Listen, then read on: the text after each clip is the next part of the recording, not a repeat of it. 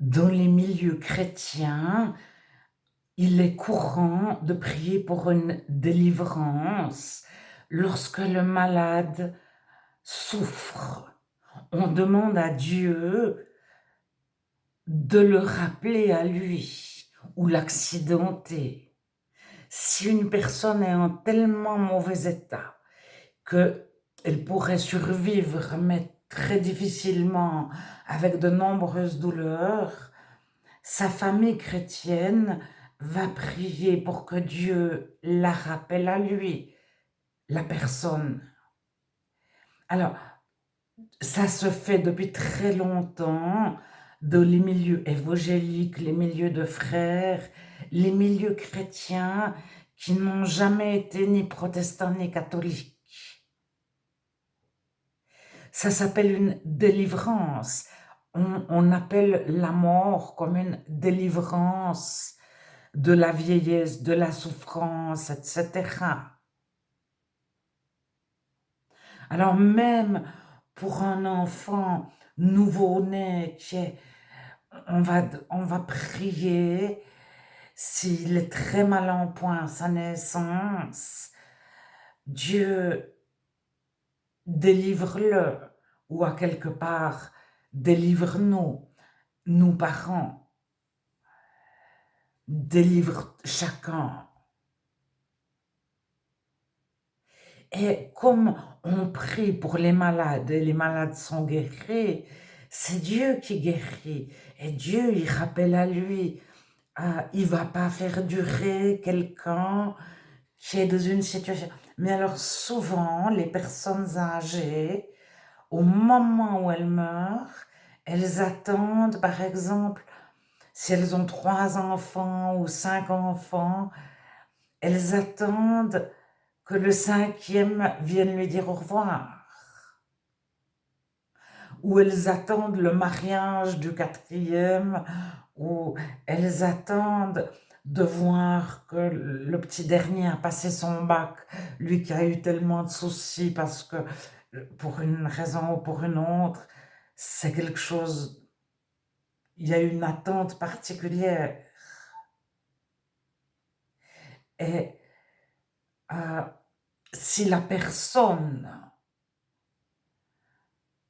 était censée demander pardon à son conjoint, à ses enfants, à ses frères et sœurs, à quelqu'un, Dieu des fois ne la reprendra pas. Ou si elle était censée pardonner. Et avant de mourir, les chrétiens se réconcilient, se mettent en ordre, mettent leur vie en ordre, généralement. Alors bien sûr, s'ils sont foudroyés par une maladie et puis qu'ils ne se réveillent pas un matin, mais souvent, Dieu leur donne la possibilité de se mettre en ordre avec tous. C'est-à-dire de téléphoner à quelqu'un peut-être pour se réconcilier, ou pour pardonner, ou pour être pardonné. Et il y a comme ça des dénouements en fin de vie, des réconciliations, etc. Et le malade, il sera prolongé parce que Dieu décide qu'il faut attendre telle personne. Quelle est la possibilité de dire au mourant, je t'aime, je te pardonne, ou bien je te demande pardon.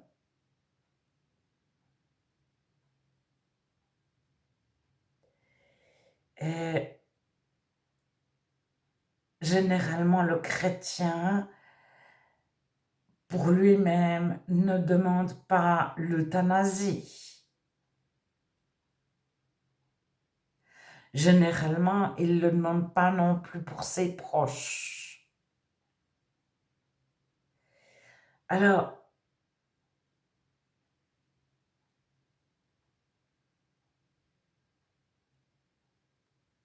je pose que chaque situation est unique et pour chaque personne, Dieu a une réponse qui n'est pas forcément la même que pour tous.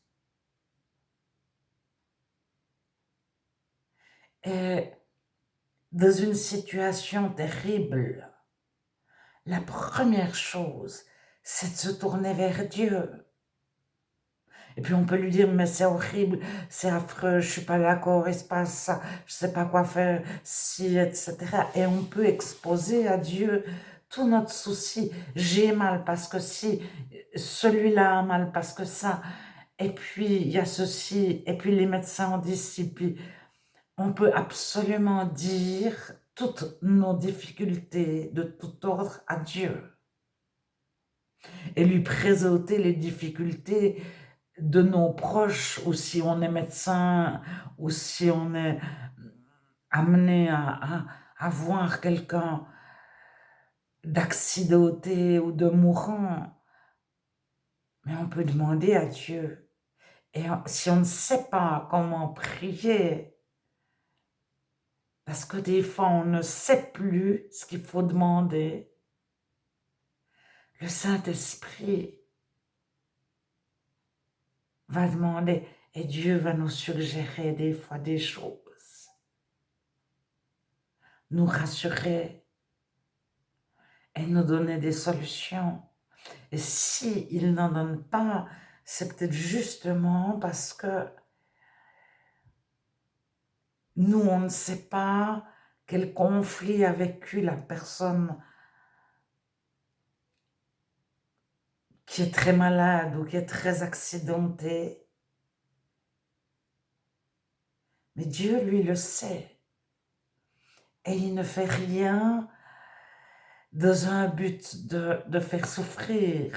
Tout concourt au bien de ceux qui aiment Dieu. Mais il a une vue d'ensemble et il connaît des situations et des personnes que nous-mêmes, nous ne connaissons pas forcément.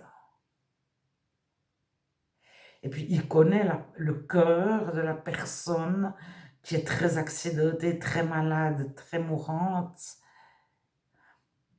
Et il sait comment atteindre son cœur avant qu'elle meure. C'est une personne qui a peut-être toujours refusé Dieu. Chaque fois que Dieu a essayé de se révéler à cette personne-là, elle l'a envoyé promener. Elle s'est fermée. Et Dieu essaye encore une dernière fois de toucher son cœur.